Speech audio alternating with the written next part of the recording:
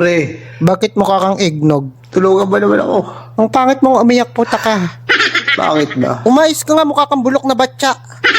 Ganito na yung mukha ko eh. Huwag mo nang anuhin. Hindi nga ako tulong eh. Ano ba kasi yon? Yung kasi yung kaibigan natin. Nag-inuman kami kahapon.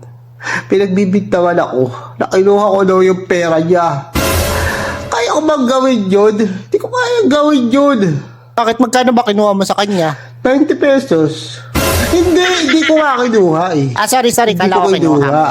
Pero pinagbibintangan niya ako. Nakinuha ko. Palagi mo magagawa ko ba yun? Hindi ko sisirain yung pagkaibigan namin para lang dyan sa 90 pesos na yan. Kailan mo ba kinuha yung 90? Kagabi. hindi nga ako yung kumuha. Hindi Ay, sorry, nga ako kala ko kumuha. ikaw.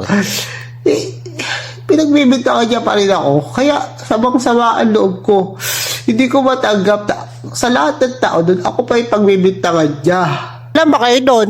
Dalawa lang kami. O, dalawa lang pala Oo kayo nga, eh. pero dalawa lang kami. Pero pwede naman may ibang kumuha doon. Pwede naman may iba. Bakit ako lang yung sisisihin niya? Ayoko nang gano'n yung pinagbibintangan ako. Siyempre, sa halagang sol maliit talaga, papakilala ko yung pangalan ko. Di ba hindi dapat gano'n? Bakit saan Oo. mo ba ginastos yung 90 pesos? Binili ko ng soft drinks tsaka yung top silog. Hindi nga ako yung kumuha eh. Para ka naman tangay. Ang pangit mo naman hihingi nga ako ng payo sa'yo eh. Sorry na. Ang pangit mo Kung ako sa'yo, ibalik mo Ano? na lang kaya yung pera.